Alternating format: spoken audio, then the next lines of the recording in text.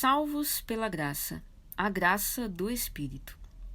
Em terceiro lugar, falarei sobre a graça do Espírito, pois ele também nos salva pela sua graça. Como eu já disse, o Espírito é Deus, como o Pai e o Filho, e por isso ele também é o autor da graça.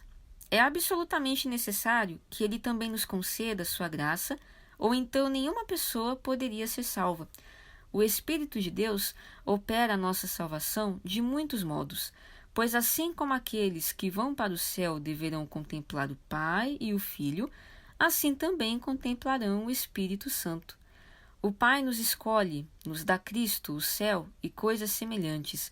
O Filho cumpre a lei por nós, nos livra da maldição da lei, oferece o seu corpo para suportar as nossas dores e nos apresenta como justificados aos olhos de Deus.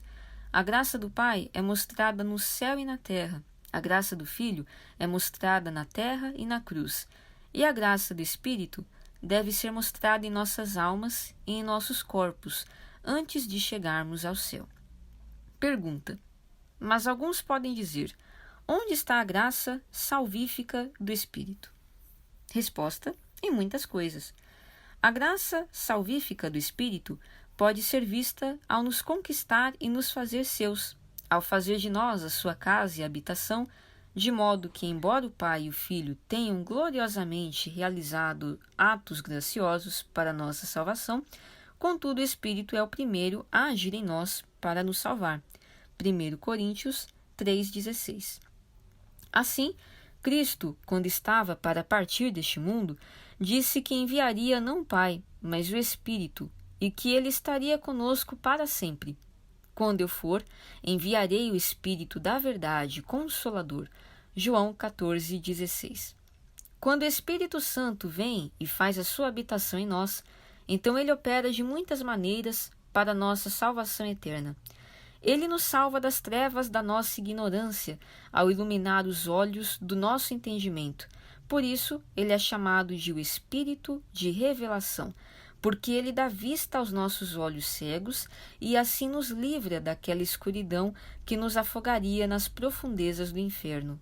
Efésios 1,17. É ele que nos convence da malignidade da nossa incredulidade e que nos mostra a necessidade de crermos em Cristo.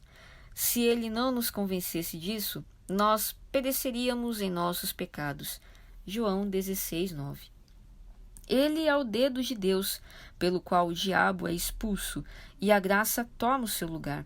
É pelo poder do Espírito que somos salvos de sermos lançados no inferno. É ele quem opera a fé em nossos corações, sem a qual nem a graça do Pai e nem a graça do Filho poderiam nos salvar. Quem não crer será condenado. Marcos 16,16. É por meio dele que nascemos de novo. Aquele que não nascer de novo não pode ver e nem herdar o reino dos céus. João 3,3. É ele quem estabelece o seu reino em nosso coração, e por meio disso mantém o diabo afastado depois que ele é expulso dali. Se o Espírito Santo não reina no coração de alguém, então não importa quem seja, ele está sujeito a ser horrivelmente possuído pelo diabo. Mateus 12,43. É pelo Espírito que vemos a beleza de Cristo. E se não tivéssemos visto a beleza dele, nunca o teríamos desejado. Antes, certamente, passaríamos toda a nossa vida negligenciando-o.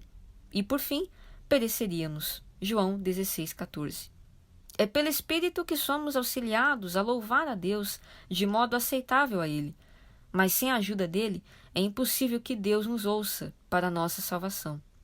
É pelo bendito Espírito Santo que o amor de Deus é derramado em nossos corações para que eles sejam direcionados ao amor de Deus. É pelo bendito Espírito Santo que somos conduzidos dos caminhos da carne para os caminhos da vida, e é por ele que nosso corpo mortal e a nossa alma imortal são vivificados para o serviço a Deus. É pelo bom Espírito que preservamos a semente de Deus, que inicialmente foi plantada em nós pela palavra de Deus, sem a qual somos passíveis da pior condenação. 1 João 3,9.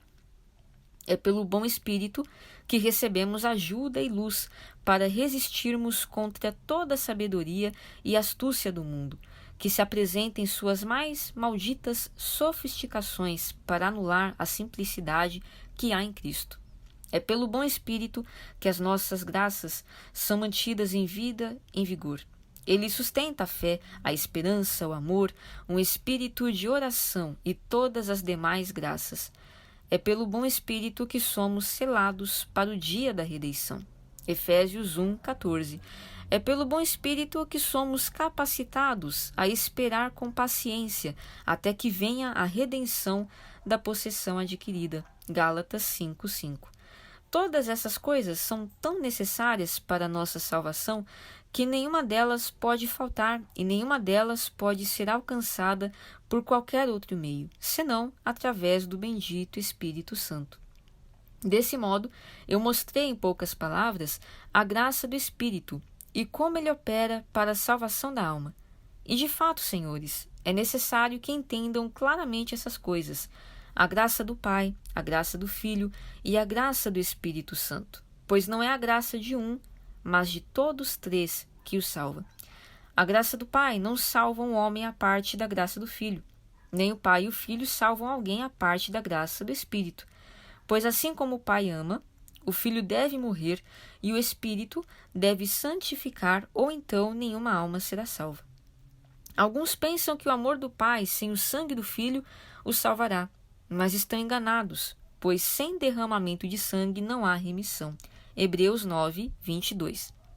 Outros pensam que o amor do Pai e o sangue do Filho os salvarão à parte da santificação do Espírito de Deus, mas também estão enganados, pois se alguém não tem o Espírito de Cristo, esse tal não é dele, e sem santidade ninguém verá o Senhor.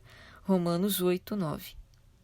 Outros pensam que a santidade do Espírito é suficiente por si mesma, mas eles, se é que a possuem, também estão enganados, pois é necessariamente a graça do Pai, a graça do Filho e a graça do Espírito para que sejam salvos.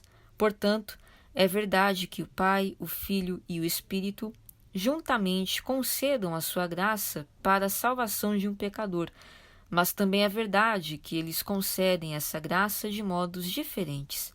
O Pai nos designa para o céu, o Filho redime do pecado e da morte, e o Espírito nos faz aptos para o céu, não por nos eleger, pois essa é a obra do Pai, nem por morrer por nós, pois essa é a obra do Filho, mas por nos revelar a Cristo, por aplicá-lo às nossas almas, por derramar o amor de Deus em nossos corações, por santificar as nossas almas e pela sua habitação em nós, que é o penhor de nossa herança celestial. Efésios 1:14.